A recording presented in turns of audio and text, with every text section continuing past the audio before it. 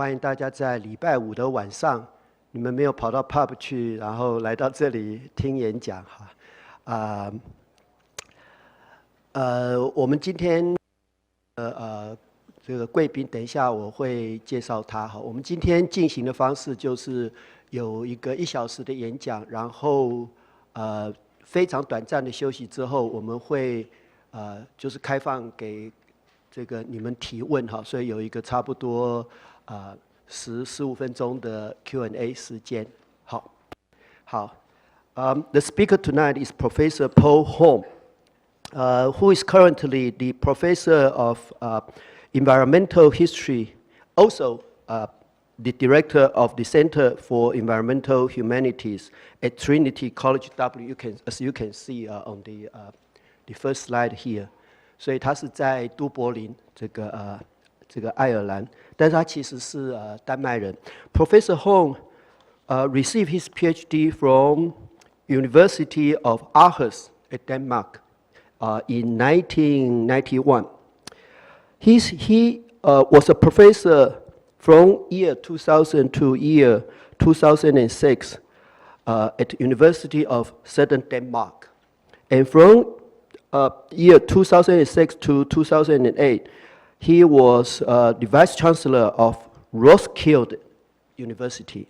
And then from 2008 till now, he is, as I already told you, a professor at Trinity College Dublin.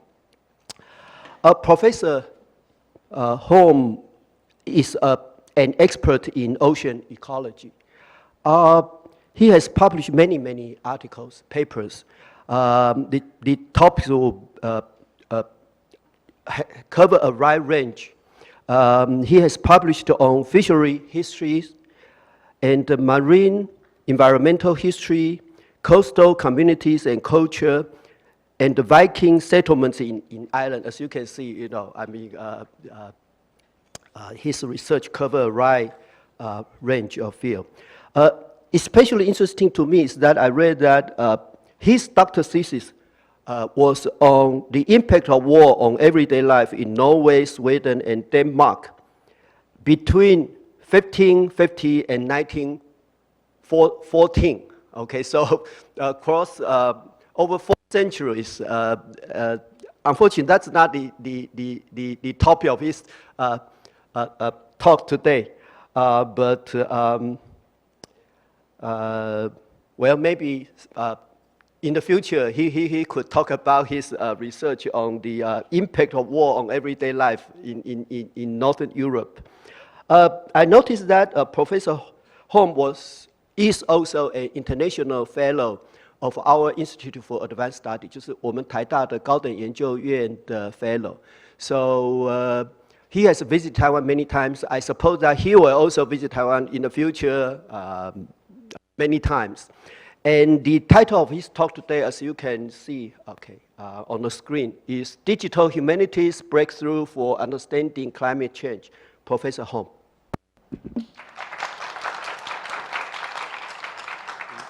Use this microphone. That's fine because that relieves me of standing behind that one. But not too far away from the podium because I think they are. There's a film camera. Yeah. Okay. Anyway, I'll be talking about digital humanities. Digital humanities is a many-headed hydra. It's a many-headed beast. So in my particular case, I have to warn you, I am a historian. So I will be talking about the use of digital humanities tools in the context of history. And I will be especially addressing how can historians contribute to understanding climate change using historical records in a dialogue with natural sciences. So that context is important to bear in mind. I'm not talking about the full context of digital humanities. That's way too much, and I'm not a specialist. Also, I'm not at all a digital humanist. I am a marine environmental historian, but I have the good fortune of working with really good colleagues, and postdocs and PhD students who are much more versed in digital tools than I am. So I want to acknowledge their contributions to my talk. So this is the group that has actually helped me in addressing some of the issues that I will be presenting to you today. And here's the take-home message. If you get tired through my talk, at least if you remember this, that's enough. So you can say that's what he was talking about. The digital environmental humanities is a way of combining digital tools and methods to address the challenges of the new human condition. But what is the new human condition? The new human condition is that we humans are the agents of planetary change. Our actions have really led geologists to think of the present day and age as the new era of the Anthropocene. The age of the Anthropocene means the age of humans in geological terms. So human action is the main driver of planetary change, which is quite a mouthful. It's a big statement, but it's also true.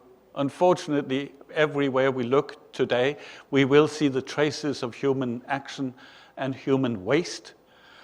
I'm sure many of you will have been scared, as I am, by the new discovery of the everywhere presence of microplastics, even in our drinking water. That sort of discovery really tells a story about how we are impacting life on this planet everywhere and potentially damaging our own future, not to speak of the future of the planet. So this is important stuff, and we need to be clever about coming to grips with this problem. But in order to come to grips with the problem, of course, we need to understand the problem. So historians can contribute. We can only contribute because we are looking at past experiences. But I would put it to you that history is a wonderful archive of human action. And by looking into the recent past and the much more distant past, we can learn a lot about what happens when humans engage with nature, what our actions entail, and how we are motivated for change. So in that context, history is like a perfect natural laboratory for understanding the main planetary agent, the human. Because we don't have an experimental lab for human behavior, but we can certainly observe how we have acted and what we have done in the past. And I will just remind you by just two pictures here of how the world looked and how it looks in one particular corner of the world. And of course, that immediately raises our attention to one thing which I think is absolutely important to bear in mind when we talk about the Anthropocene, namely that the Anthropocene has come with fantastic digital tools. So it is now possible for everyday citizens of the People's Republic of China to look up the air pollution indicator for their hometown and take notice. This, of course, is an extremely powerful tool. It directs your individual behavior. Will I go jogging today or should I stay indoors? And it's, of course, also a very powerful tool of communication. This reaches far into the lands of authorities who otherwise might not be bothered, because at the end of the day, they breathe the same air as everybody else.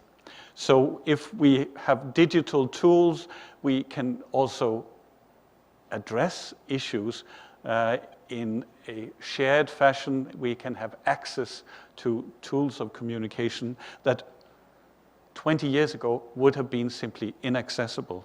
We can have access to data that previously only government authorities had access to.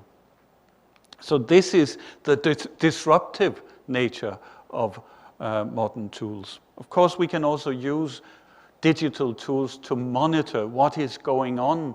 And this is being implemented in a wide area, wide context. For instance, the United Nations Global Pulse Barometer, which monitors a wide range of social media to get an understanding of what are people talking about, what is getting people's attention throughout the globe as an early warning system.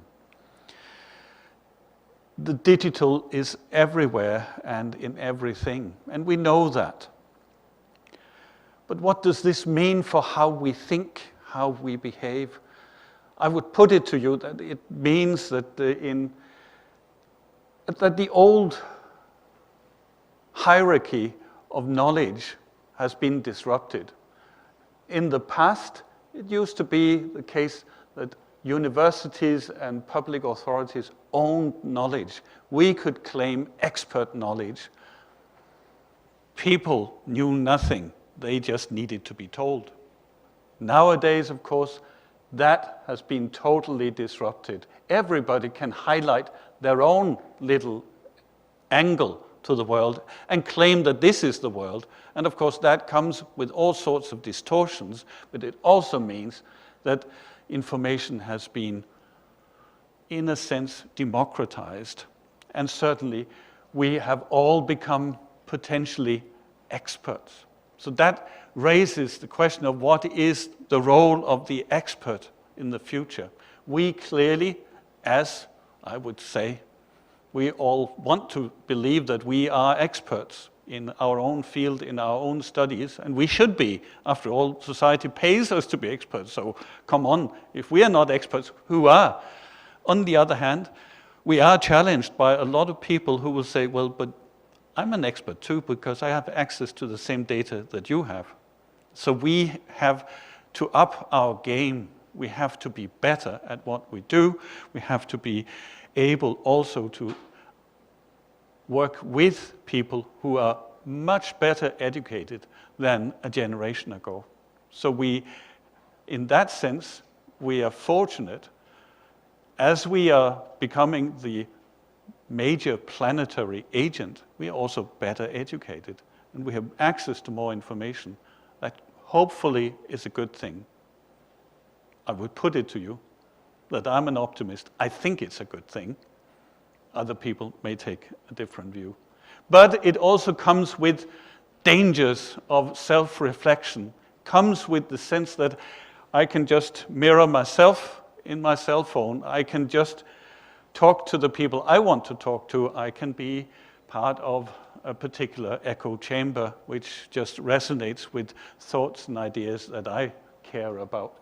So that kind of preoccupation with design rather than tradition is a characteristic of the modern age, of the digital age. It seems like because we have access to information, because we can manipulate data, it seems like we can create our own reality. We can create our own world. So in that sense, tradition is losing out. And in comes a new hybrid world which feeds off all sorts of disparate sources of information, sometimes managed by a sharp mind and sometimes just pieced together in a haphazard way. And of course it comes with real threats of post-secularism. Post-secularism thrives on new media, I would put it to you. The internet facilitates all sorts of crazy ideas, and it facilitates them in new and very powerful ways. So in that sense, I totally subscribe to Michael Nielsen's book, which he published in 2011, where he argued that really the internet has heralded not just an age of easy access to information, but an age which will totally change our knowledge system. This is transforming the nature of our collective intelligence. It's a Copernican revolution 2.0. In that sense, we are only at the dawn of the digital age. We are only getting to understand what are the implications of this. And therefore, we could say that the digital environmental humanities needs to address a new human condition which is characterized by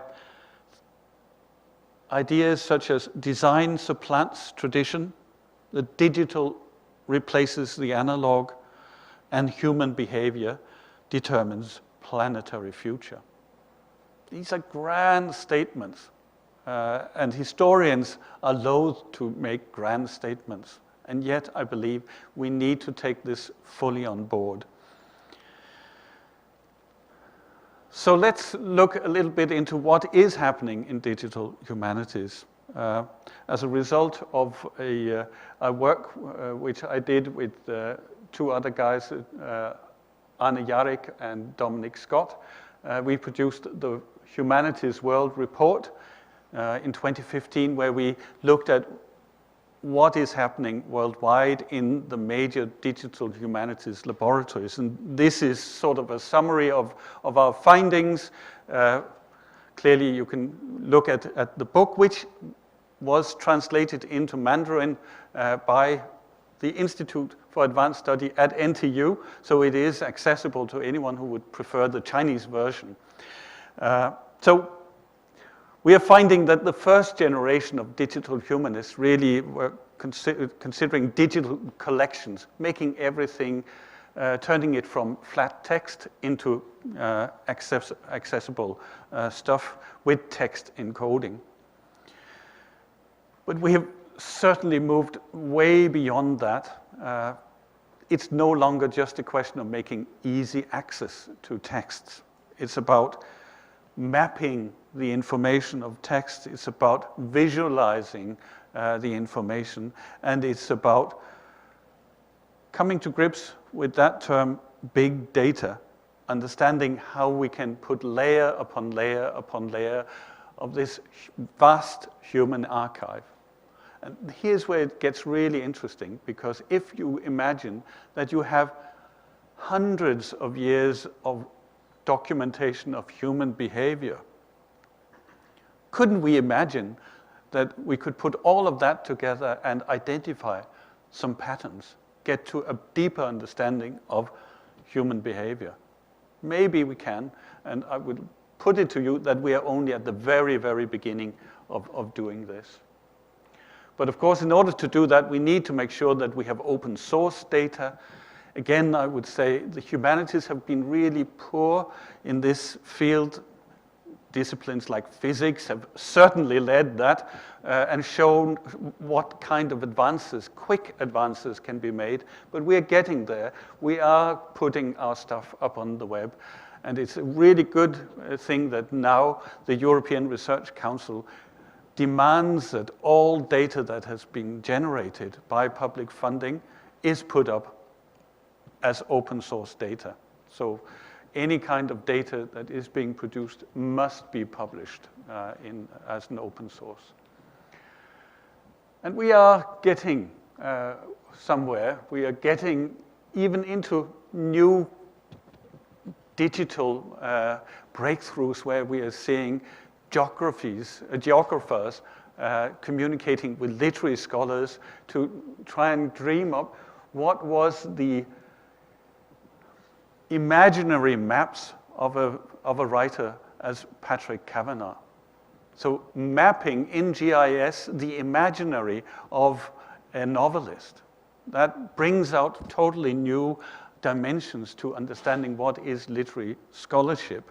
And of course, we can lay map upon map for this and really get an understanding of what was Irish novelist writing about in the 20th century. So digital geographies is just an indication of where we can go with all this. So far I've said, right, we have a change in knowledge culture. And we not only are looking at the digital replacing the analog, but we are looking at major changes in how we interact with each other, and we are looking at major changes in how we do academic research. I'll be focusing primarily on the latter part.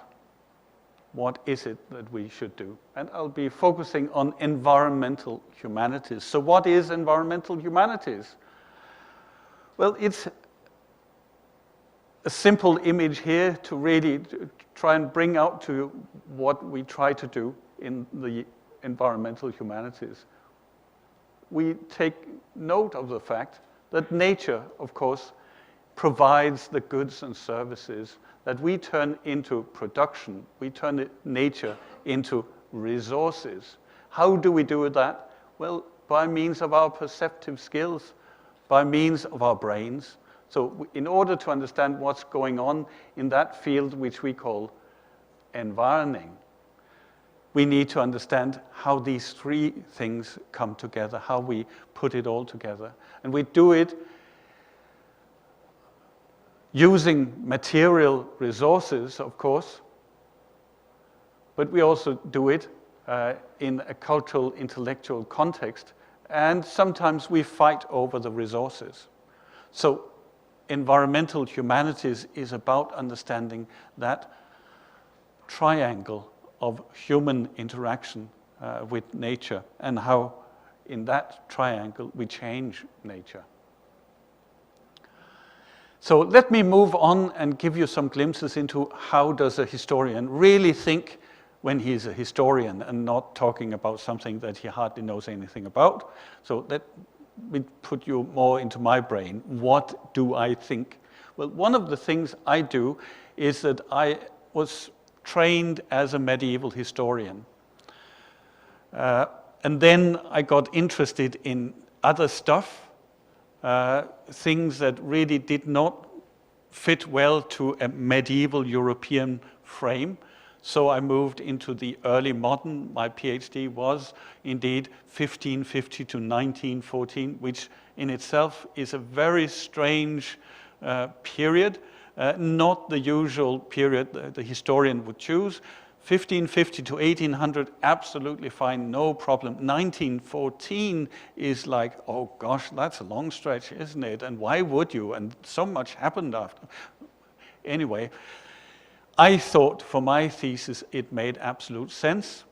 But of course, I work in a traditional history department. A history department is usually compartmentalized in slices. So we have classical historians, we have medieval historians, we have early modernists, and we have modern historians. And some of them are really specialized. So we have modern Irish historians, and we have some early modern Europeanists, and so on. And we do have a Chinese, a specialist in Chinese history who sort of fits badly.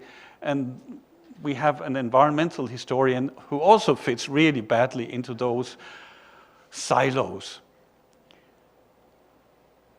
The problem I put to my fellow colleagues is that slicing time and dividing labor between us by slices of time is no, I didn't say that.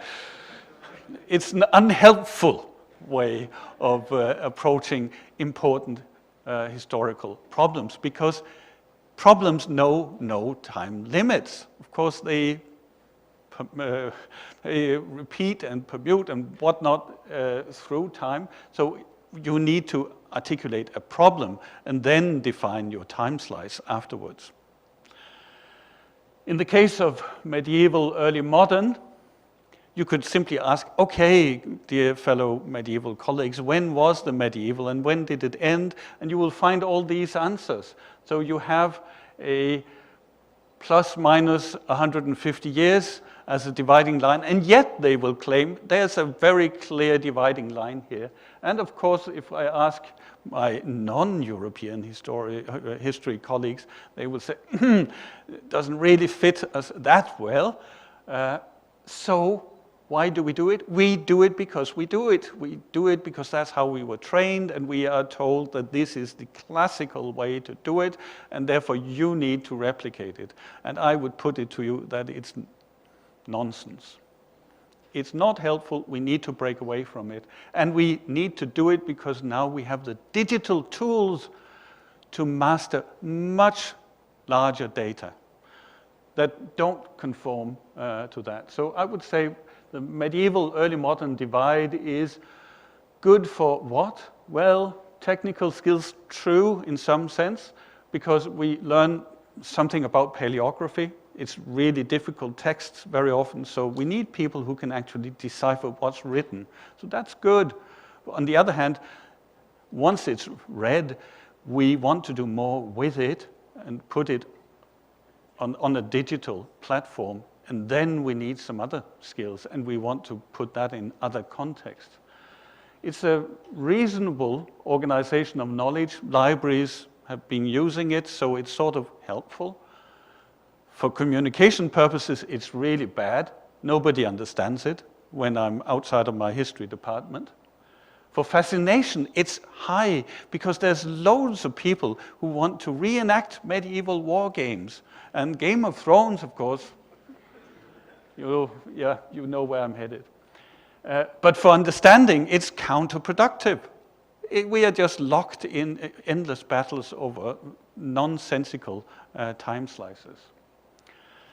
So let me put it to you how digital history can disrupt this and actually use really good medieval skills in a totally different context.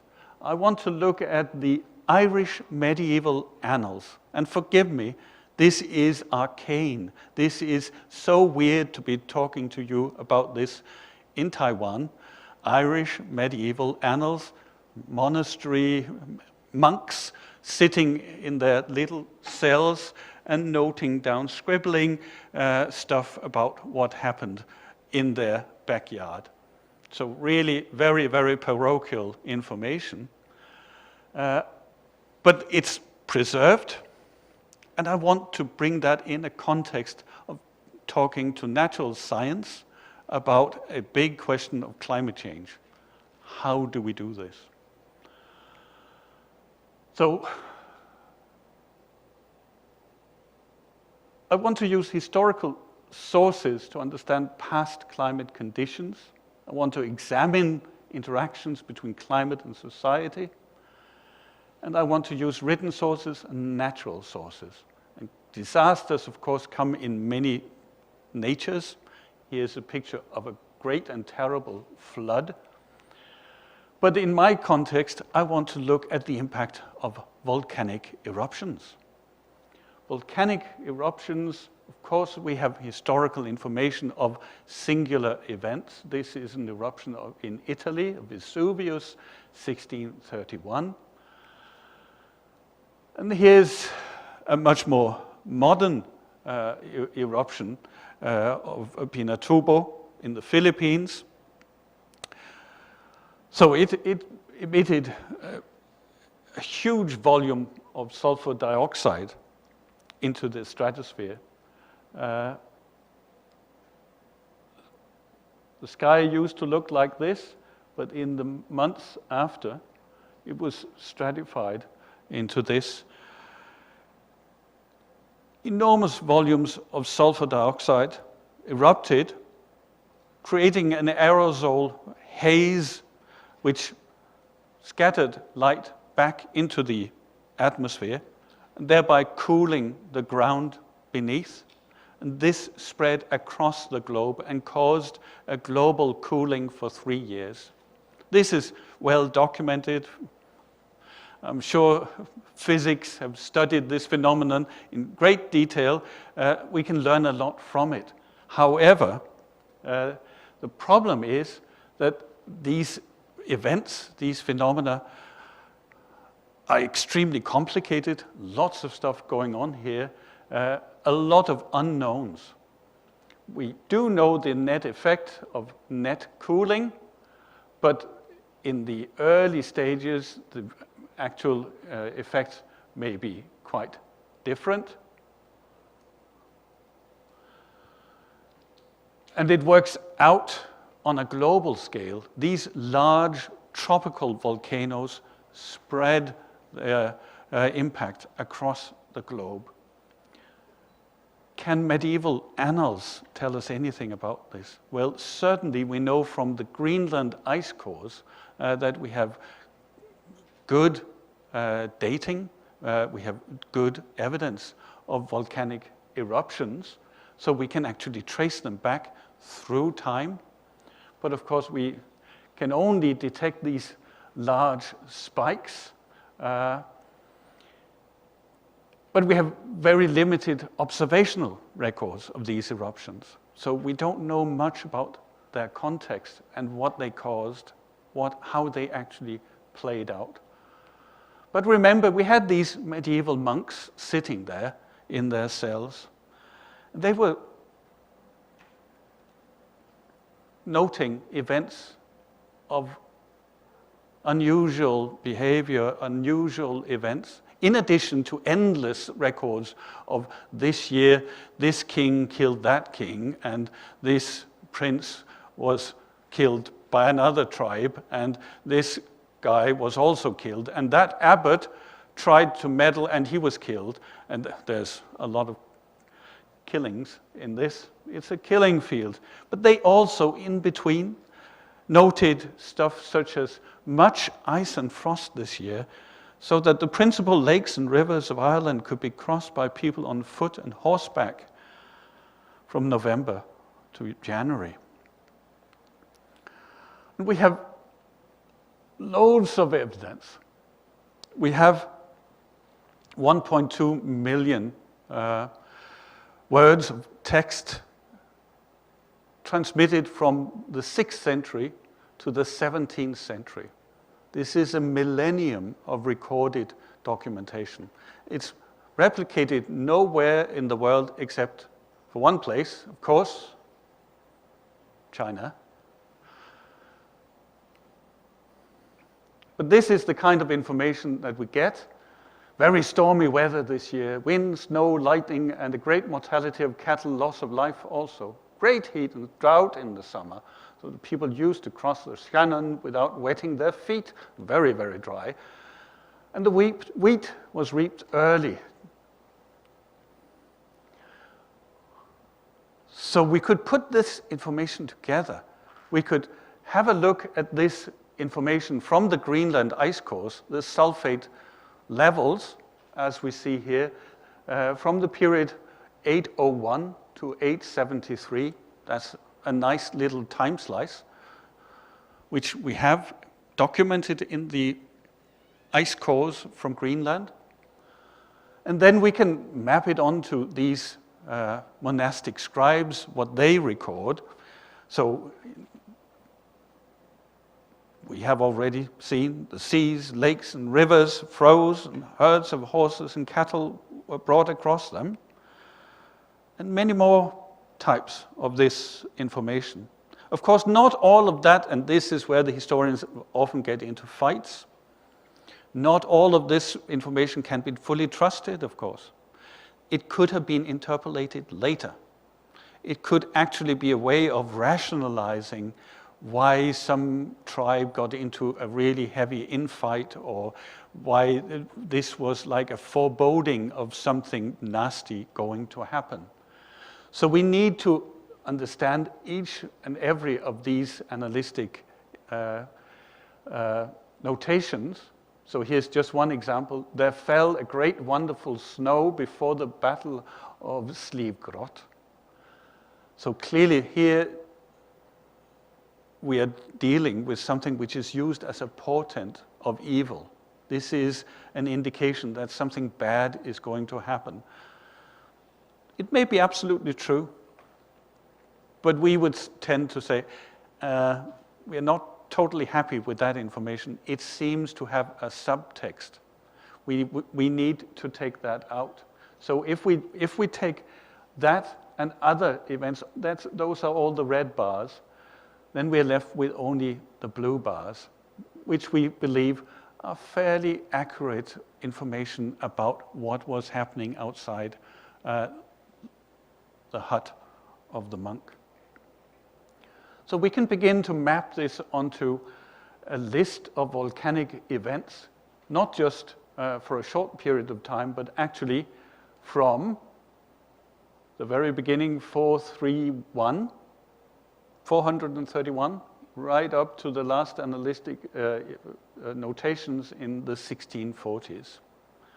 So we have this wonderful documentation of records, and on top of that, we can put all of this analytic information. We can even begin to tabulate that information.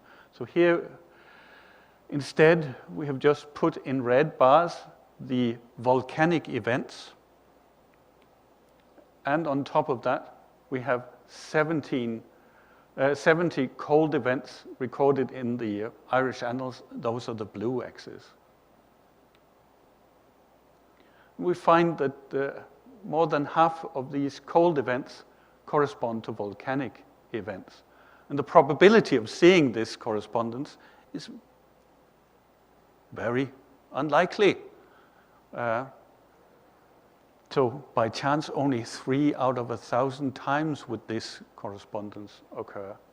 So this is already informing us of stuff which nobody had seen before, because the problem with volcanic eruptions is that they are extremely powerful, they're heavily monitored, but they're also quite rare. This kind of large tropical eruption happens quite rarely. And the 20th century was particularly peaceful. We didn't have, through the period of scientific observation, we didn't have a good, powerful tropical eruption. So we actually don't have much to go on. We have much better evidence from the historical side. And one of the observations that have been put forward by physicists is that we can model the effects of a volcanic eruption and identify that it will cause bad summers, but actually the winters will be quite mild. But when we look at our Irish data, we actually find that 53% of them actually were associated with unusual cold winters. Is this of importance? Well, it certainly is something to bear in mind if we are talking about food security, because at the moment, the preparedness globally for large-scale tropical eruptions does not indicate that this will actually play a part. So this informs directly our preparedness for large-scale disasters in the future. So what can we take away from this? Well, clearly we have a fantastic documentation of historical events which has been overlooked. Even as late as this 2006 report by the US National Research Council, it was stated that, yes, we have weather records preserved in Irish and Norse annals back to the middle of the first millennium. Notice they didn't even consider the Chinese. But their dating is imprecise. That is absolutely not true. It's really, really well dated. And descriptions of weather and climate are often exaggerated. That's totally taken out of the blue. No, there's no indication that it's anything but observation of what was going on. So human records require careful assessment by historians, absolutely, like any data, should be carefully examined. But they have huge potential when it's done well. And this is the bottom line. This is just one type of source from one region applied to one problem. And I'm sorry to have bothered you with this kind of information. It's sort of too much about medieval Ireland and monks and scribes and whatnot. But it's really important, because this means that if you use this as a take-home message, you need to go to your historians and say, how come that you're sitting on this enormous archive of human knowledge, you're not sharing it in open source data, and you're not even thinking about the wider implication of this enormous database of human experience that we own and we should share. So that's really the take-home message. And of course, this kind of thinking is everywhere. People use historical references in every type of argument. Here's just a recent one published to say that the Syrian civil war was probably caused by drought. Bad weather equals war and collapse of empires, and that was published in Science. So immediately went from anecdote into the most high profile of scientific journals. But no historian was involved.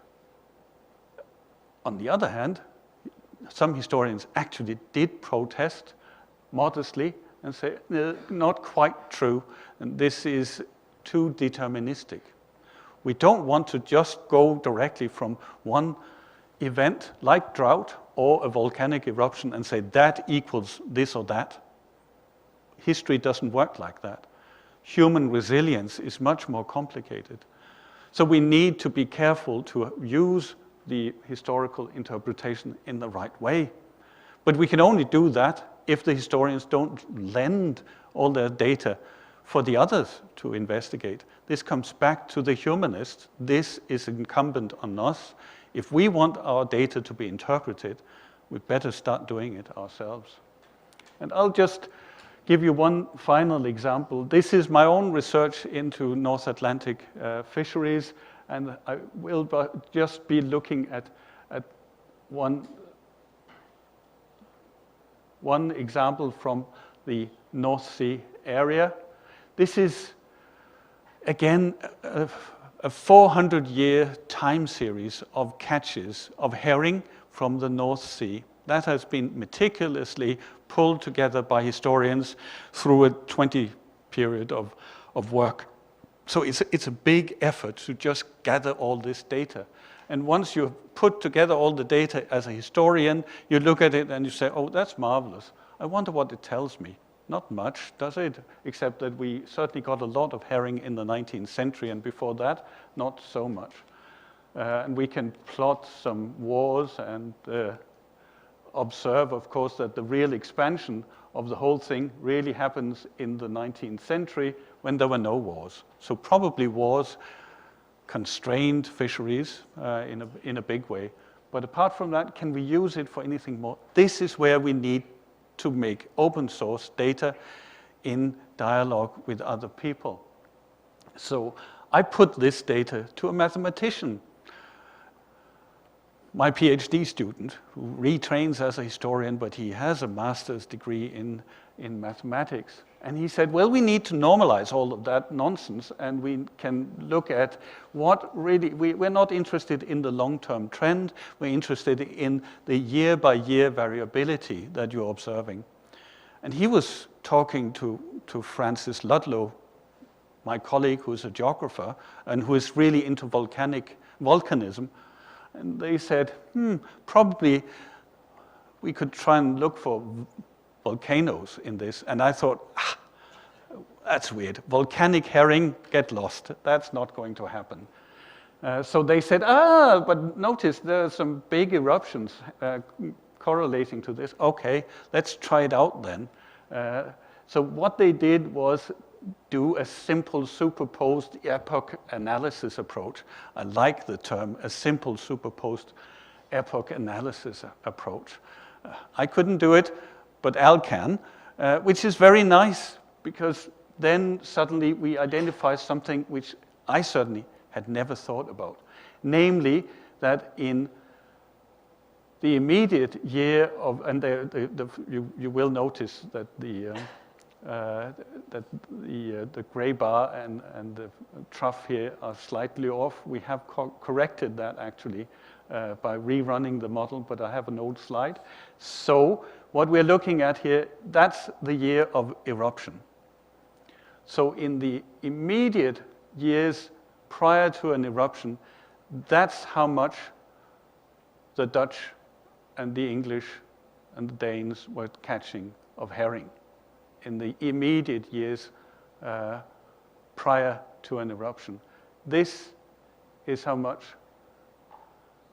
abundance we were looking at in the 5 to 6 years after the eruption. So there seems to be an immediate response. You can say, well, that's just one single instance, isn't it? No, the beauty of the superposed epoch analysis is this is 40 volcanic eruptions tested against what was the actual increase in fisheries in the immediate aftermath of a volcanic eruption. So this comes with a high degree of confidentiality that if you have a volcanic eruption, you will see an increase in marine productivity. And the aftermath actually lives on for quite an extended period.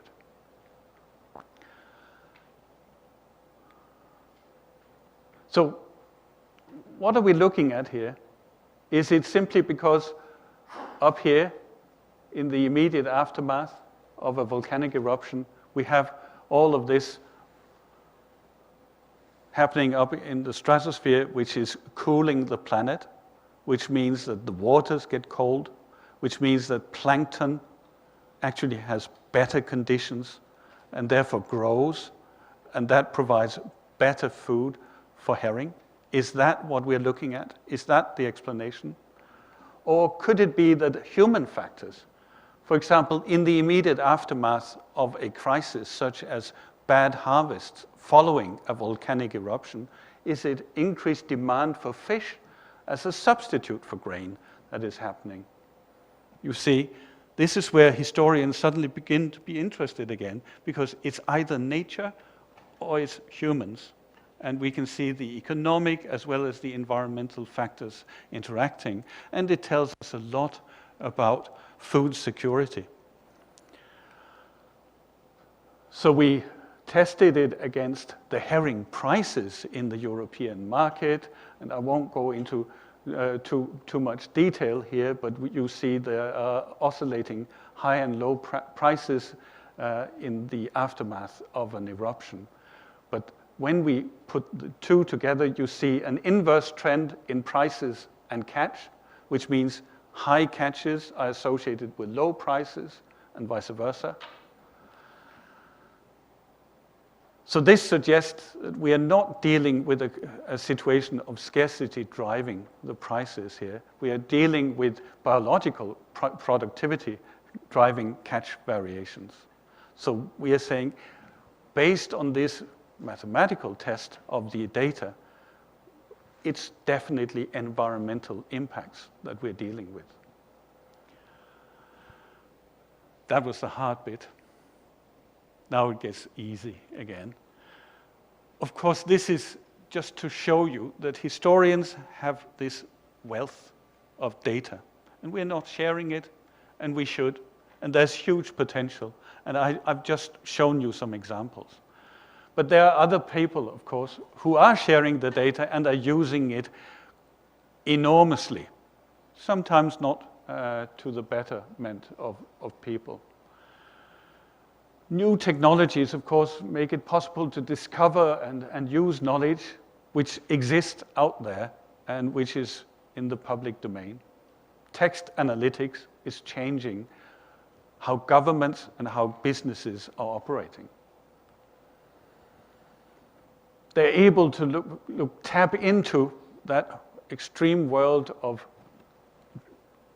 data, change text into structured data that can be used to search, to alarm, to categorize, report, and monitor and measure.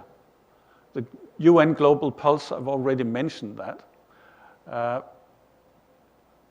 They monitor an enormous amount, 500,000 blogs, online fora, news media, over a period of 2 years to develop a sense of what is going on in the world. That provides you with enormous information such as this. This is a study of what happened during the financial crisis, 2008 to 2010. If we only used the indicators that we normally would use, we would actually be looking at all the indicators after the event. So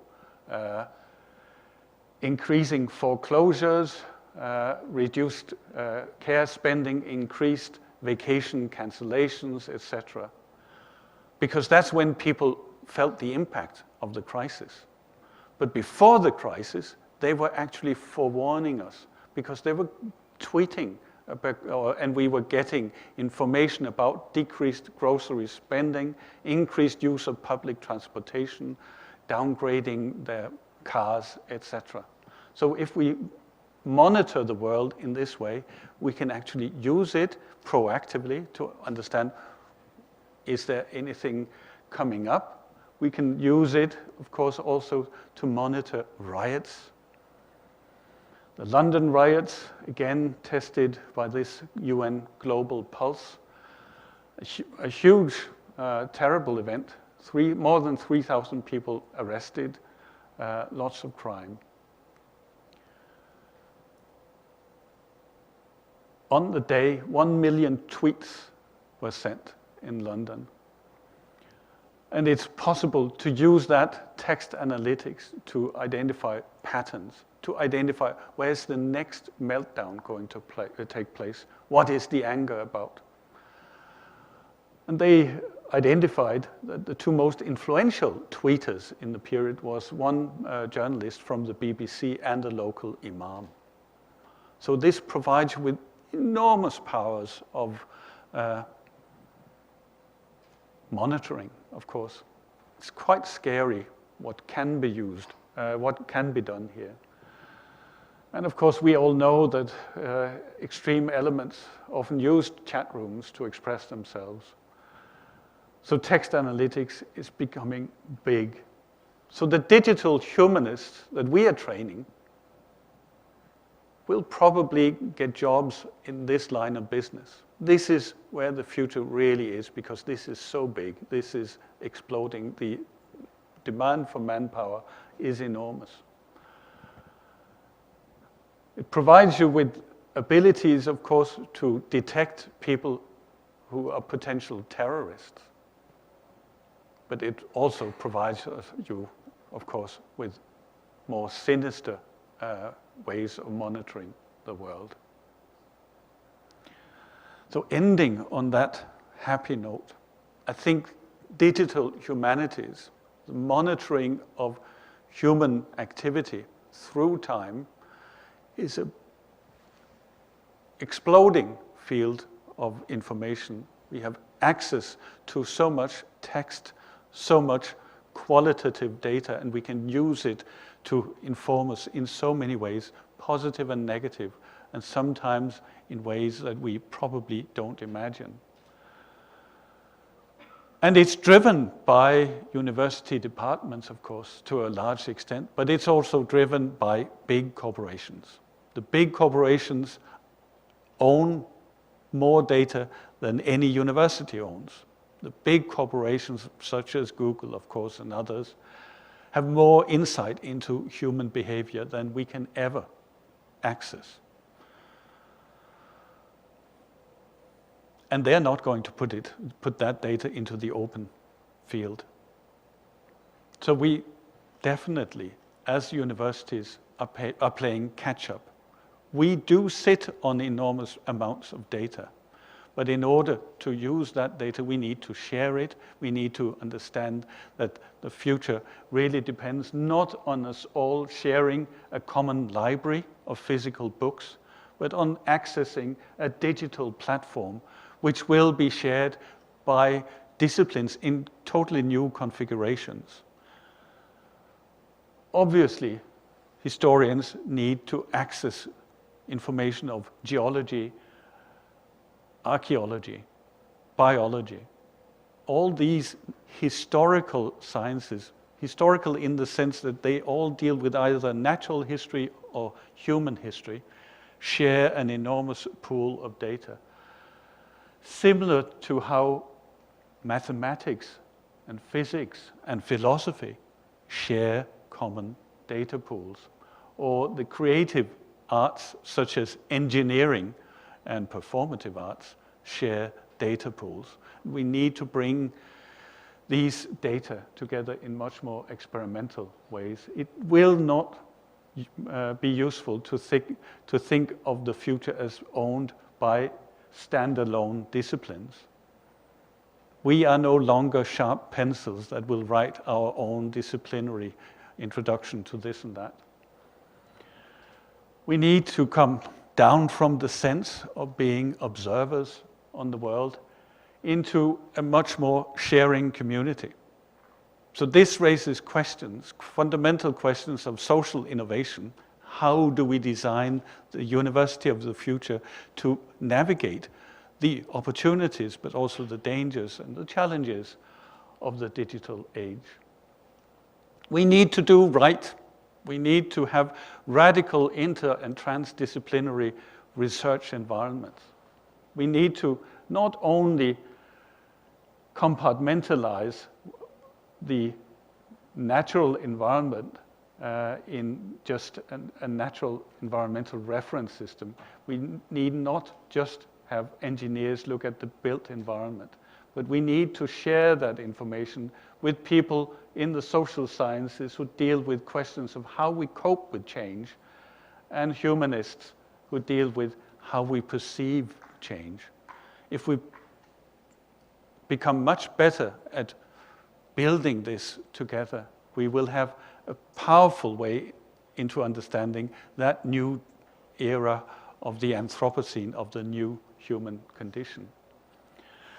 In order to do that, we need, I think, integrative platforms. We need to ask big, challenging questions, and we need to identify the people in the room who can actually access the right data, have the right skills, and also are the entrepreneurs and the visionaries and the people who can fundraise, to bring all of that together into platforms of undertaking where we make sure that the right people are actually together in the same room addressing the right question. That's a totally challenging way of looking at the university, but we need to do it because that is how the world is developing, and it will no longer do for us to sit in our disciplinary silos. The questions that are confronting us are too big, and the powers of digital technologies are so enticing, so attractive, but also so challenging that we need many different complementary skills to really use them. And we are seeing that happening all over the humanities and social sciences. I just put up here some examples of where this is happening in practice. It's not just happening in environmental history, it's happening all over. Enormous breakthroughs in brain studies, which brings together psychologists with all kinds of neurosurgeons. Valuation, clearly we have enormous potential of informing economic valuation with information of cultural and social valuation. Bioethics is a long-standing breakthrough. Arts technology is already presenting us with fantastic new artworks, as well as design. Spatial planning, of course, is totally dependent now on deep mapping, the ability to bring together diverse types of data into layered kinds of information that can be put together at your fingertips. And health, of course, is totally the one breakthrough area which really is changing our ability to improve human welfare.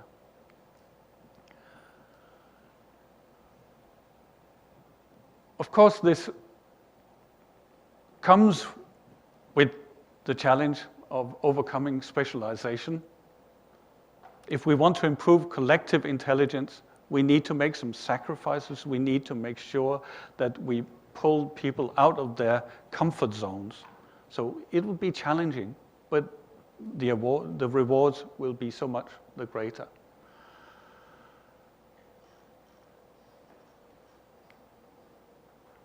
So we need to think in terms of translational research, perhaps. This is a term that I would take from translational medicine, but we should talk about translational humanities.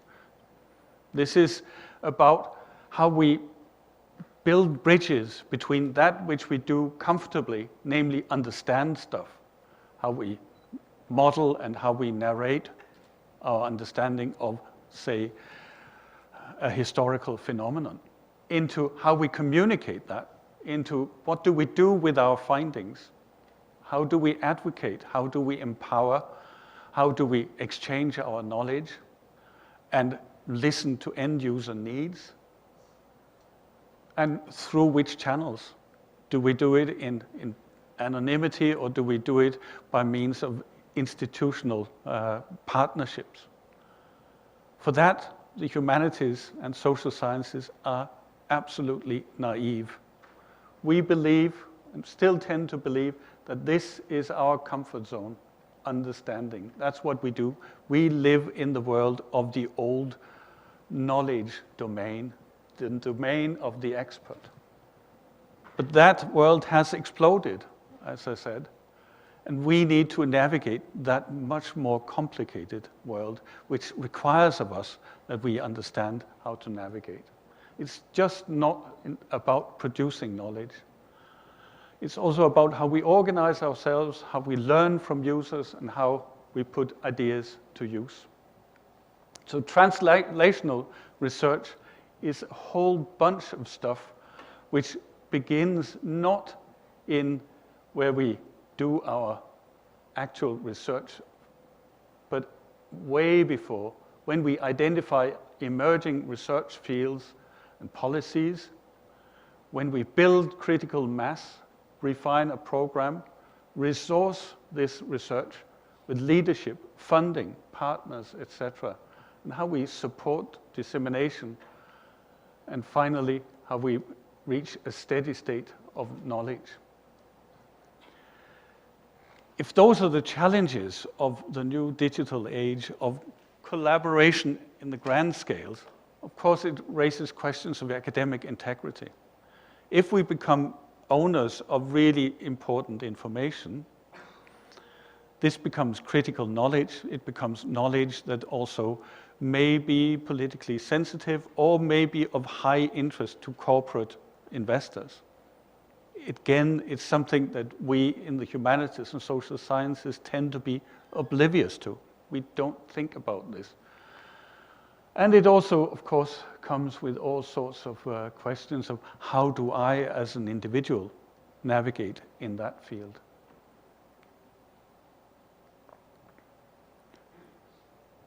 We're trying out a platform for the humanities in what we call the Humanities for the Environment Initiative. The Humanities for the Environment Initiative is a collaboration between people around the globe, 6 centers based in Arizona, in Iceland, in South Africa, in Ireland, in Australia, and 2 in Taiwan, one at the National Sun Yat-sen University in Kaohsiung, and one here at NTU. The 2 Taiwanese observatories are in their early stages, but the basic idea is what is informed by this line of thinking, that there is huge potential for the humanities to address these questions, and by social innovation in how we do research.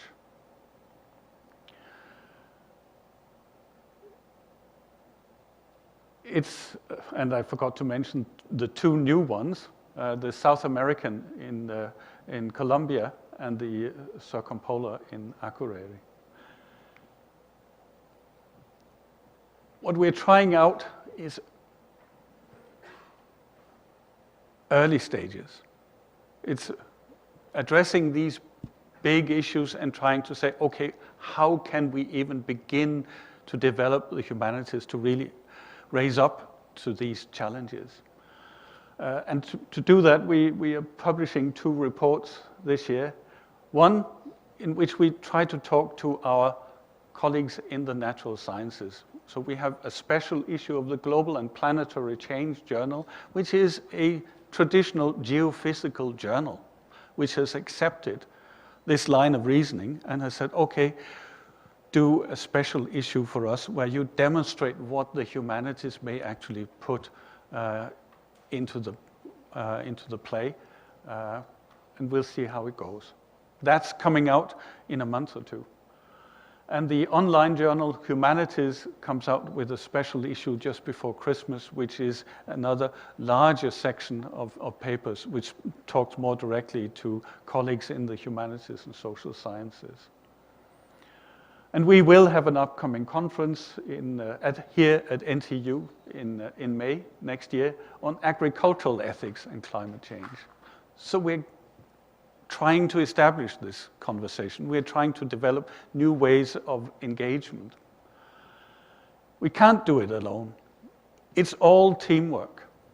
And I started my talk by acknowledging my colleagues in Dublin, and I want to show you a picture here of some of them who are on board in this exercise. I think this is not worth doing alone because you can't do it.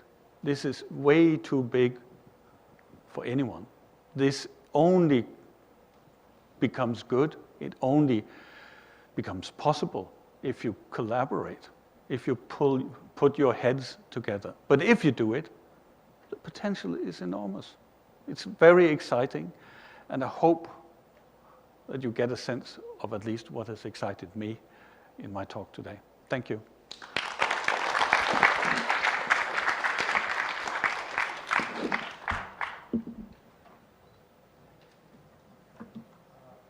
我们是不是要有一个，就只是一两分钟的 break， 好不好？然后我们稍微喘口气，然后我们等一下就来进行问答。Have a rest. So I say that we'll have 好，因为我们有在录影，所以等一下如果想提问的朋友，等到我们把麦克风递到你手上，你再发言，好不好？然后在发言的时候就很简单的自我介绍一下，让我们也认得你。Okay, you have your microphone. Yes. Your glass of water is fantastic. Thank you. Thank you. Okay, let me ask the first question. I suppose that there are tremendous commercial potentials to what you just showed us, and young people could build careers out of it. What do you think are the good and bad aspects to commercialization? Well, the bad first is that once you commercialize, you have proprietary data, which means that nobody else has access, which of course is inimical to good science. So in that sense, yeah, you don't want to commercialize data.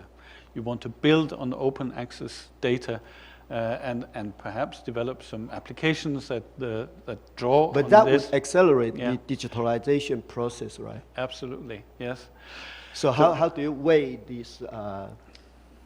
Well, I think we need to make sure as universities that we keep data in the public domain. Yes. Absolutely, there can be no compromise, yes. Even when we get really good offers from the likes of Google to say, well, why don't you give us all your data, as indeed the libraries were asked to do 15 years ago. And they first blindly went into it and said, yes, that would be wonderful, please digitize our libraries. And now they're realizing that comes with all sorts of really nasty questions that do we want to give our data to Google, to just one corporation, or should we share? So that is about university ethics and good, strong university leadership, that you don't sell your goods. And then, of course, there is huge potential for spin-outs. And again, the universities, I know from experience from Dublin, that when I talk to our tech trans office, they look at me and say, why are you bothering us? Because you come from the wrong department, from the wrong faculty, you have nothing to sell. And I say, well, actually, I think we do. There's huge potential here. You are not understanding how the world is moving. This is a potentially really big field. You need to be in there. Otherwise, it will be like it always is, namely that the first movers will come from outside and the university will have absolutely no say, and we will have lost the game. We will no longer be the experts. So that's, yeah. Yes, yes, okay. 所以有没有问题 ？Questions? Yes. Microphone.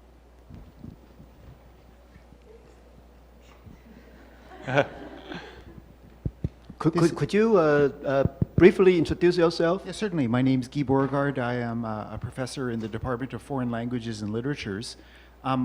Much of what you're saying is not applicable to historians alone. The ways of dividing the world are very much part of how literary studies has proceeded, right? Yeah. But my question is actually more based upon this kind of follow-up to what you were saying in terms of the pressures of university evaluation, promotion, and so on. How that is often tied up with certain forms of research specialization that are still caught within those silos, Yes. right? So you're actually giving us an inspiring sort of account of how to push beyond those silos and try to imagine new kind of configurations of our research. How would you speak to junior faculty members who are, I mean, you're a senior, you're established, you can speak like this, right? Yeah. So how would you speak to junior faculty Exactly. members working across different Yes. fields, Yeah. trying to establish their reputations in relation to these different pressures? Thank you. Okay, well, you know half my answer already, which is namely that the old guys are the ones who should stick out their necks, because we can afford it. Nobody is going to fire me. I'm totally safe. I can say this in front of a camera. I really need to behave utterly badly in order to be sacked. So I can definitely try out some new stuff. And I have been in a position for 20 years where I have been able to try out new stuff. And I think it is incumbent on us that we do it. A lot of research funding goes today, and certainly in Europe, to projects which are designed to really ask young researchers, PhD students, early career postdocs, that they should try out the new stuff. They should be the guinea pigs. And the justification is very often that the old professors will say, I'm too old. I can't be doing this. You are young, you are full of energy, you can do all this technical stuff which I could never do. But that is so bad and so lazy, because you're basically treating these young people as your guinea pigs. And you are saying to them, well, try it out. And if it doesn't work, it's just your career that'll be ruined. I can still walk away and say, oh yeah, he was no good. That is horrible, horrible, nasty way of treating people, and it's certainly not conducive to good science. I think it is absolutely vital that professors should be driving the game, and we should try out the new stuff, because I may be old, but my brain is still functioning, and there is no good evidence that brains age in the same way that the human body does. So there's no excuse. So that would be my basic point, that absolutely universities need to to rethink the role of elderly professors.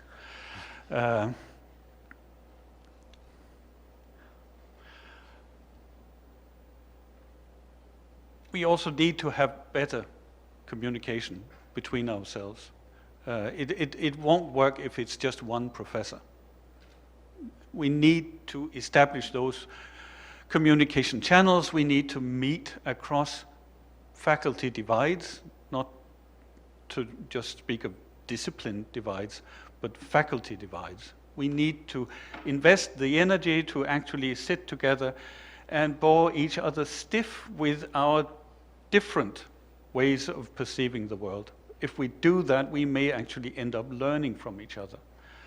But it takes time. It's a time-consuming effort to establish multidisciplinarity, because it will take us quite a long time to get to understand each other so well that I could sort of guess what where your expertise would be, and how we could identify a common problem, and how your expertise and my expertise could actually be brought together to really understand that problem, and even perhaps design a research project.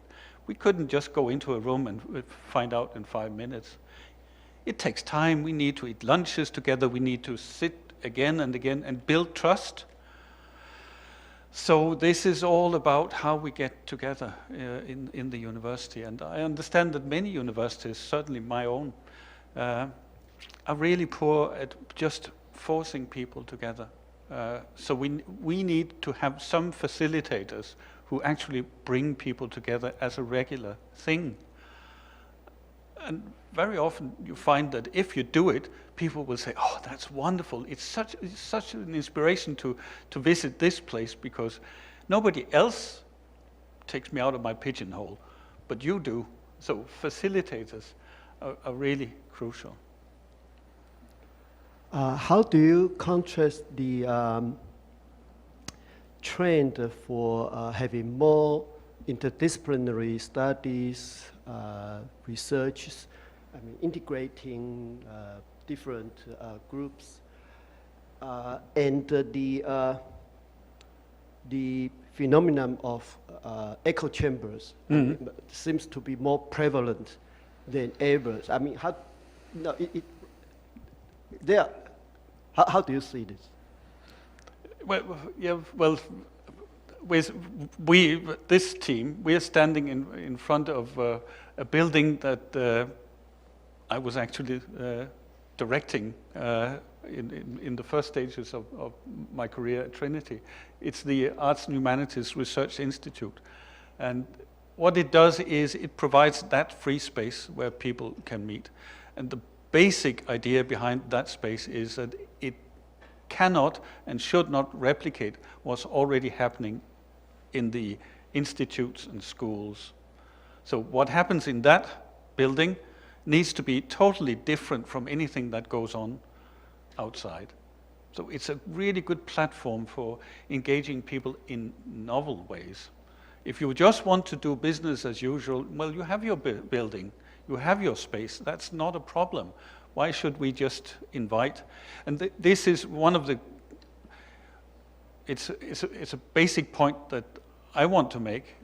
Institutes for advanced study very often are sort of attractive places for elderly gentlemen like myself. We go and we have a charmed life for half a year, a full year, a scholarship where we can close the door, not engage with anybody, but just write our book of whatever we want to do, and then maybe go to the opera or do some other charmed thing, but certainly not care about how we engage with the university colleagues, and leave absolutely no footprint after we leave. It was just a time well spent for my own interest. That model, I think, is deadly. We need to totally change that and bring together research teams which are built on research interest in the university, which hosts guest professors, and we need to bring in people from outside who want to work with with that research team. If you do that in a systematic way, you will bring in some people who may bring totally different perspectives, but it will be an enriching experience for everybody. So again, key word here is we need social innovation in the academy. The academies cannot be just business as usual.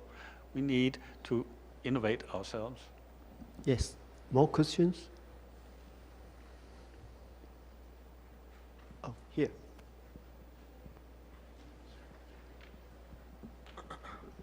Is it all right if should I stand? Okay, I'll stand. Hi, I'm Jonah Katz. I'm in the Department of Chinese Literature. Chinese literature. Chinese literature, and have a great deal of interest in the digital humanities as it pertains to my own field. One struggle I think I find for myself and other people within the general field, the range of humanities who are interested in this going digital, is the amount of technical skills and knowledge that are needed to be built upon in addition to the humanities field that we're learning for.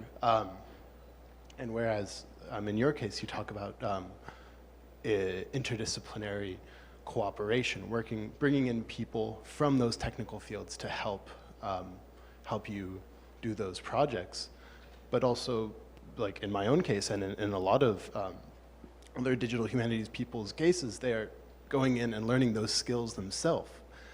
But that means then that their expertise doesn't fit neatly into the category of history or literature and all these sorts of things. And so I guess I wonder, do we have any indications? Are there some forward-thinking universities who have started to figure out how can we cope with this next generation who's coming in, who isn't going to fit so neatly into these academic expertise categories? No. No. I really don't think we do. I think the academic job market is as ruthless as ever. It's a real pain. So it sort of violates the whole intention of just widening your skill set and being more curious. But we need to, and it needs to happen. So if it comes at a huge personal sacrifice, I would advise against doing it. I think in terms of acquiring digital skills in a really comprehensive way, you need teamwork. You need to team up with people who do the same stuff, and you can learn from them, and you can overcome all the obstacles. The learning curve can be immense in some cases.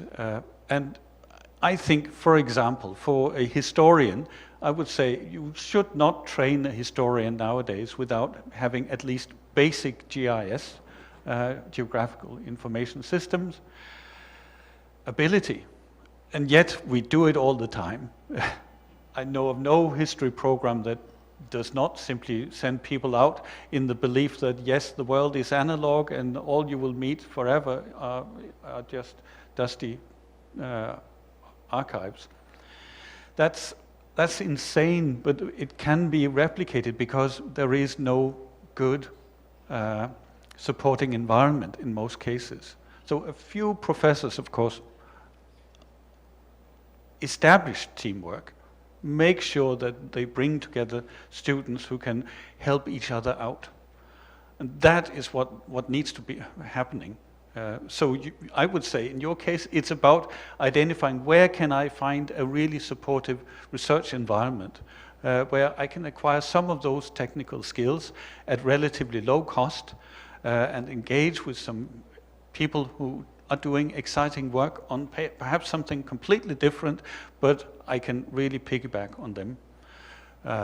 That needs to happen. Of course, that forces you easily into the silo which is digital humanities, where just the fetishization of technologies becomes the thing. And again, I would say that's definitely what we don't want to happen. I think history needs to change, literature studies need to change, and they need to change in the way that one discipline, archaeology, has changed. Archaeologists are now trained with a lot of digital skills as a default. Why is that not happening across the humanities? That's just crazy. Probably because archaeology already has a lot of exchange with the natural sciences, so they can easily adapt to that environment. And yet, archaeology is one of the most insane examples of not sharing data. So they have really good manipulative skills, but they are absolutely lousy at sharing data. They don't put their data out in the open, and they still insist on publishing tome upon tome of printed volumes, which come out 20 years after the excavation finished. It's an absolute insane situation. So we have all sorts of challenges, and unfortunately your generation will be the one that needs to overcome it. On the other hand, if you find that supportive research environment, I think you can do great stuff really quickly, because everybody is amazed every time you open a new thing and do something new with it. They will say, oh, where did that come from? I didn't see that coming. That's totally new. So there's a lot of low-hanging fruits, but the challenge here is that you don't want to be alone in climbing that tree. Thank you. As you are an international fellow of the Institute for Advanced Studies at TAIDA, the NTU, I suppose that the Institute could lead the effort and inspire each individual department, at least in TAIDA, to move toward become more open and more collaborative, more interdisciplinary, right? I will certainly be very interested and welcoming if people want to talk to me about that. I will not want to push anything in your domain, obviously. But on the other hand, yes, I'm happy to share my experience. Oh, here. Thank you, Professor. This is Roberto. I wonder, a kind of person, curator, could do anything. I mean, especially in the very end, you mentioned about the curator. The second thing is, during the second half of your wonderful, insightful presentation, talking about nature site, the Homeland Security, the guys, I mean, they work for Homeland Security, I mean, as a whole. Shouldn't they come to learn something from you, okay? That's for nature site. Talking about human behavioral side.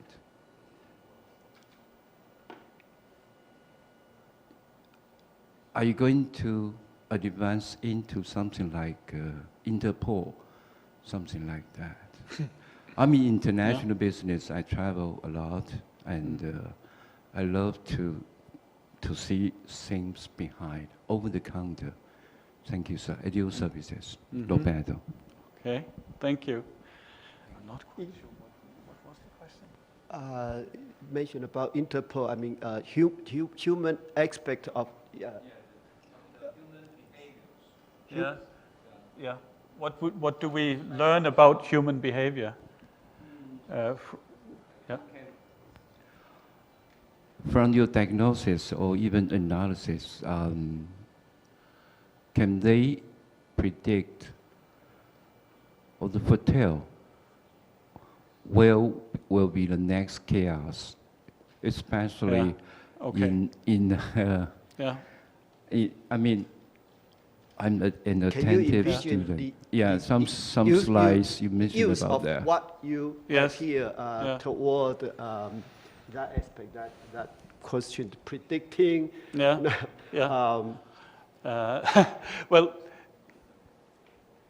I think the problem in those examples I showed towards the end is that a lot of that data which feeds into those models is corporate data. It's privately owned. So one of the persons I singled out as a co-author of this presentation is Mr. Lars Kierdan, who works with the SAS Institute, which is of course a global data analytics company. And it's very much through his inspiration that I'm becoming really aware of the issues confronting us with how we manipulate and understand human behavior. This is clearly something which these big corporations are driving in a big way. When we look at what kind of data universities have access to, it's very often fairly dry public data which tells us little about human preference, what gets us active, what really drives our attention. So in that context, I think there needs to be a discussion which only the big universities can raise with the big corporations of lending us access, giving us access to some of that data, because it's so crucial to understand human behavior, human welfare. If we don't have access to those data, they will be owned and sold for very specific corporate purposes. We would not accept that for any kind of stuff in the natural world, and yet, as a human species, we totally accept that all this data, which is owned by the big data corporations, is corporate private knowledge. I think that's a huge issue that needs to be addressed and can only be raised by very powerful and articulate voices on the other side. It doesn't mean that they need to give up ownership, but it does mean that they need to provide access, provide more of a public-private partnership. For that, we simply are totally lacking in developing that kind of political agenda. It's not happening, but it must happen. Yeah. Okay, good. Okay, you first.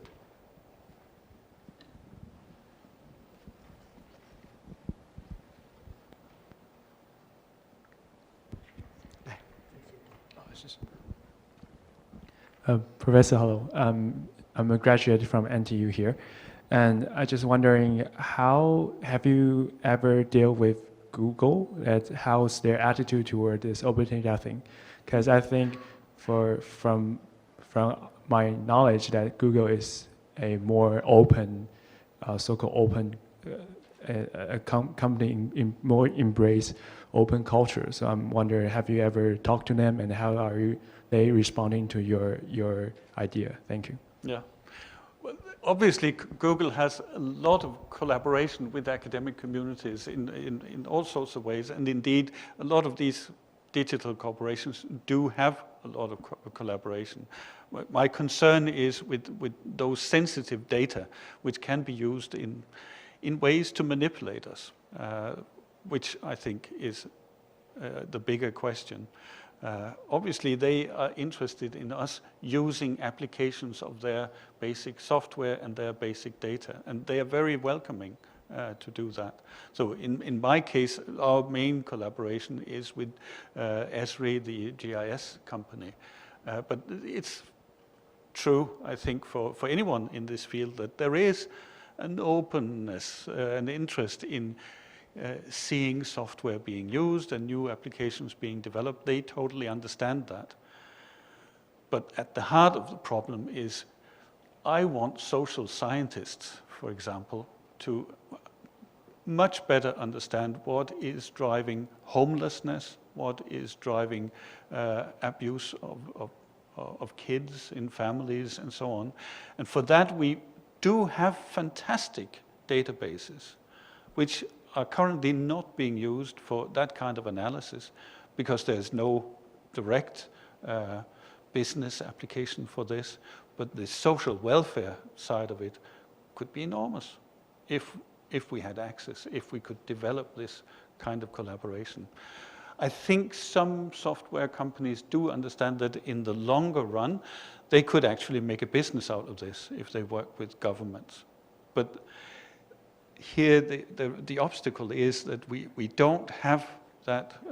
At the moment, they are still very much in, we own this software, we can provide you with all the data you want if you pay us upfront.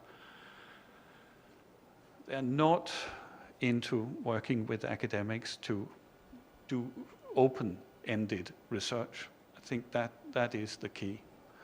At the end of the day, scientists must be curiosity-driven. We can't be driven by a contract with a government office. We need to go into this to discover.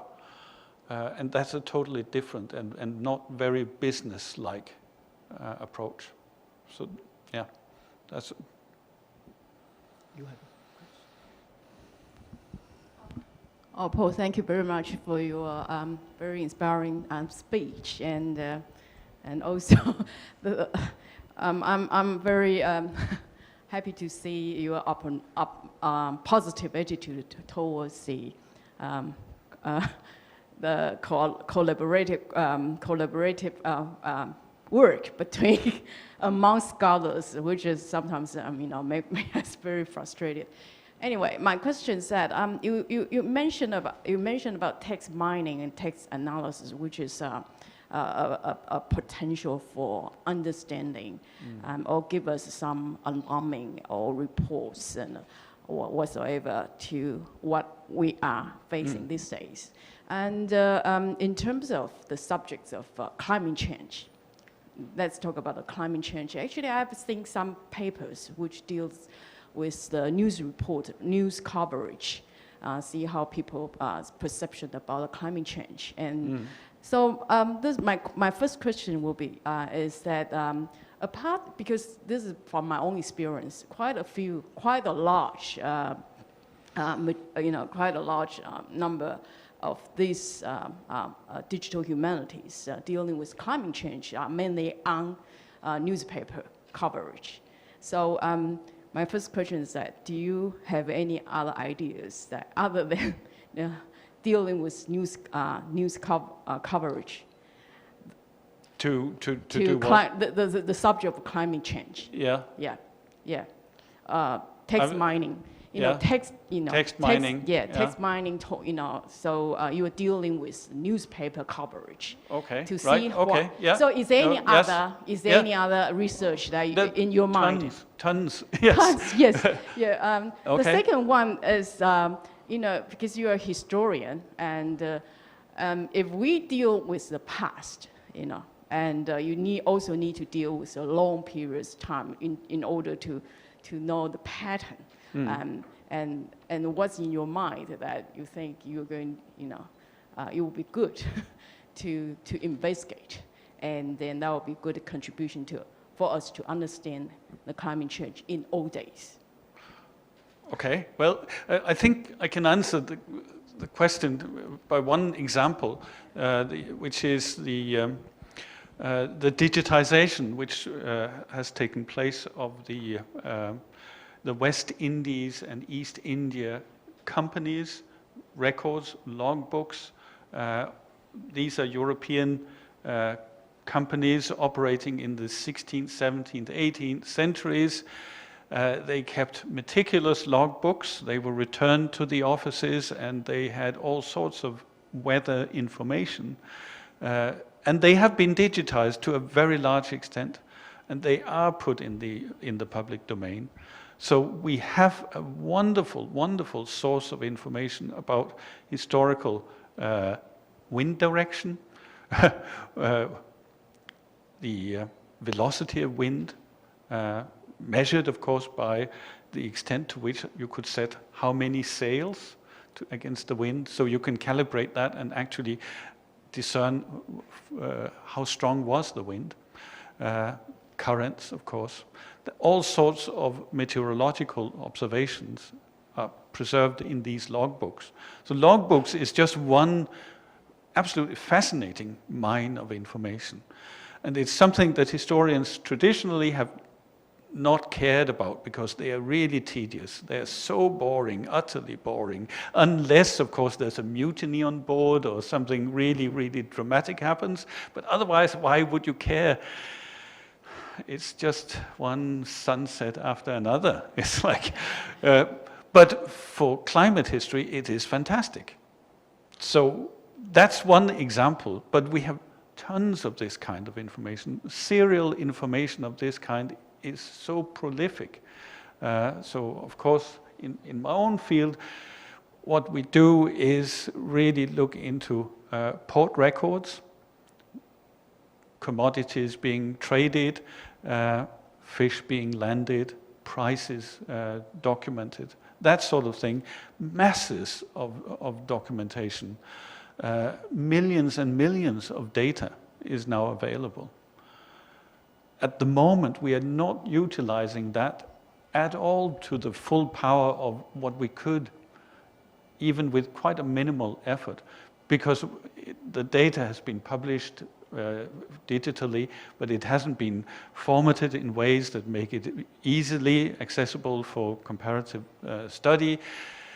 And we lack the technical skills to do it, but more fundamentally, we actually lack the research questions. Very few people are even thinking about the potential of this kind of records and what could it really inform us about. So I think we have a mining exercise ahead of us. There will be so much gold to be collected from these archives in the future. And of course, in 19th and 20th centuries, I'm an early modernist, sort of. Medievalist turned early modernist, to be in those brackets. But when I look at my modernist colleagues, of course, I can see they have an absolutely amazing amount of data. So it's insane that when we talk about human psychology and social patterning and mobility and so on, that we don't tap into that kind of record to try and generate some more generic information about human behavior. It's like we treat our own species as if it is not adaptable to the same kind of data analysis that we happily use on other species. And of course, that's because at the end of the day, we respect human individuality. We like to think that I am really special, that nothing I do can ever have been thought of or replicated by anyone else. But of course, there's so much to be learned by just understanding path dependencies and identifying when do you break that path dependency. That's really powerful knowledge. Yes, so it's all about a question of us asking the right questions and having the right team to do it, because we can't do it alone.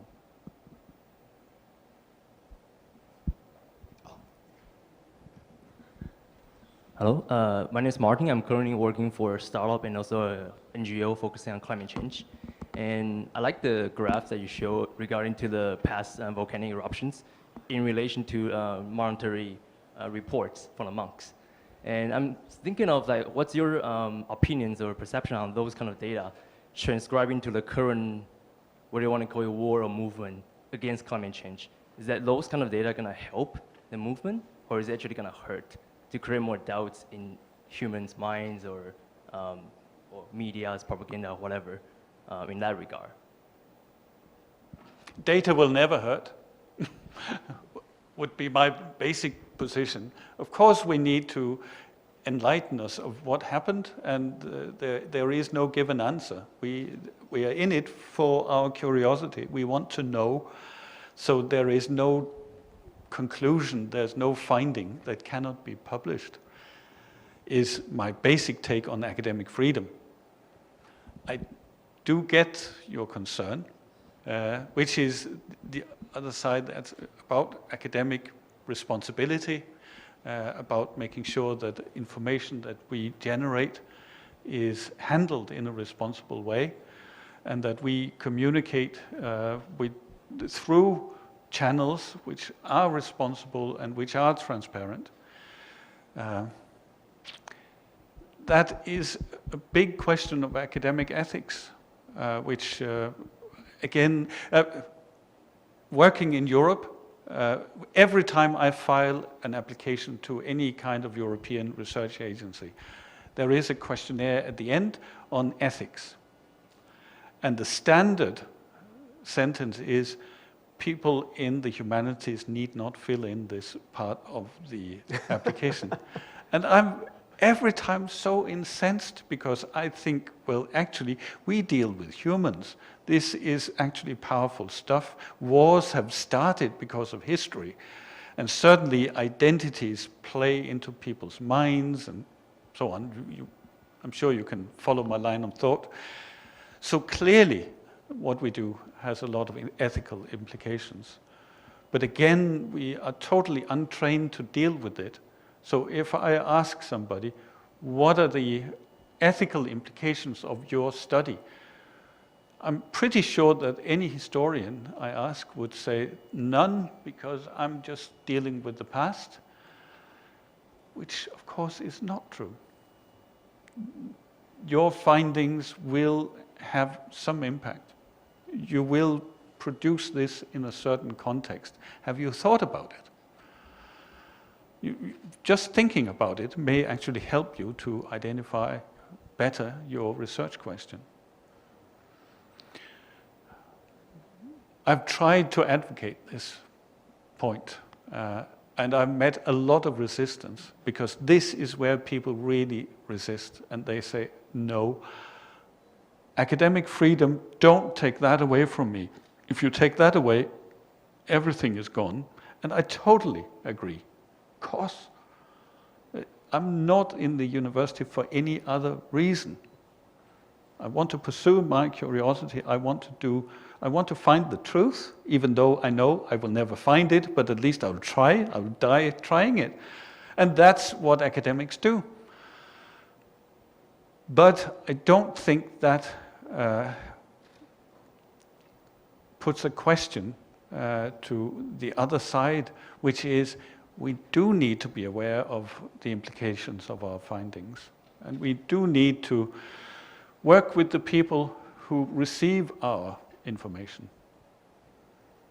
That's helpful, but that's this question of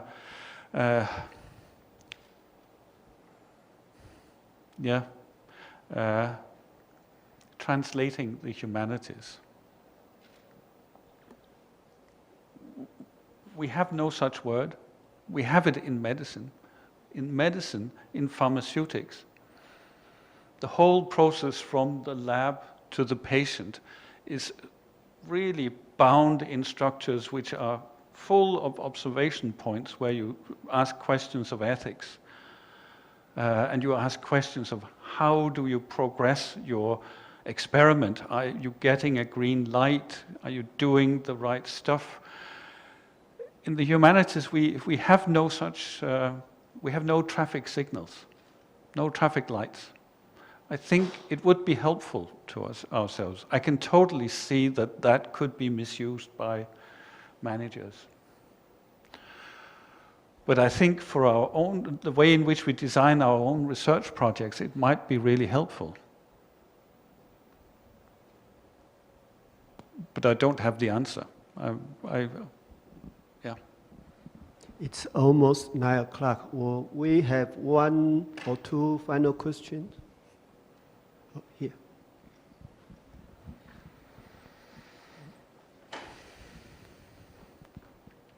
I try my best to make my questions brief. The first one is, since Professor Holm, you have done so much long-term research on the climate change, how do you think about that?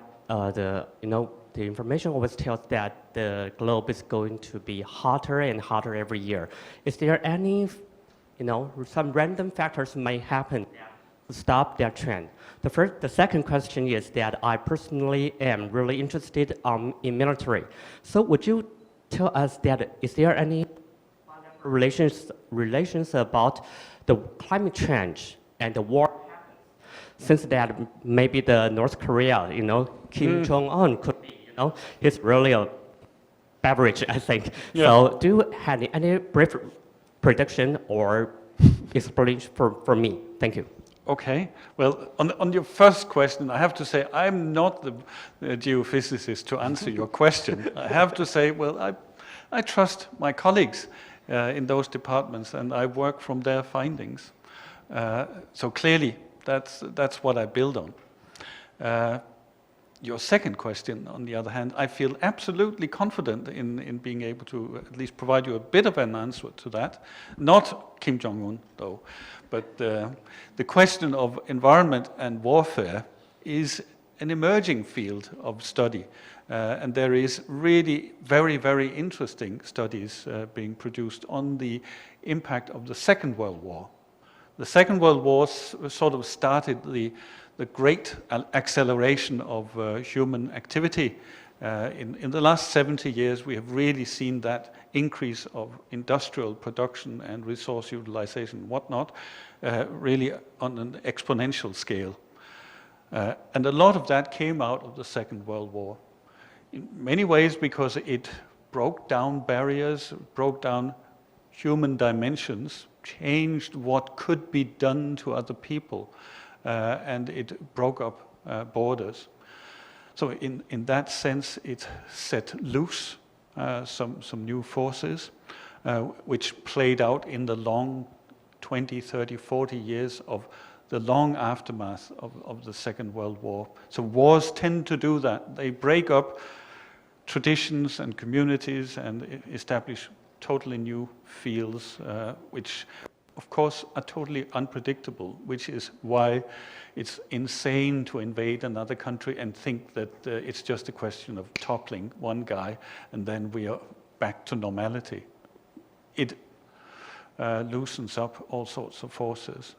And secondly, the Second World War introduced a lot of technologies which were used, of course, to wage war on each other, but then were used to wage war on nature, or certainly increase resource utilization in a big way. And I've myself done a study of the environmental impact of the Second World War on the North Atlantic fisheries. And the impact was tremendous in terms of introducing new technologies like freezing technology to push fish from the high north into the German market. The Germans really pushed that technology, which they had stolen from the British. From U-boat technology, of course, the sonar, Decker, all of that, radio technology, enormously powerful in terms of providing new ways of fish finding tools, which again unleashed a whole new technology of impacts of fisheries in the North Atlantic.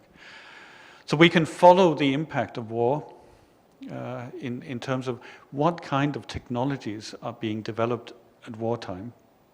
And they tend to be quite destructive and quite aggressive for good reason, of course. And they are being used afterwards for very particular purposes. So yes, I think as a historian, wars are incredibly interesting. As a human person, I think they are nasty, but that's another thing. So again, the huge potential of just collating that kind of evidence, bringing it together.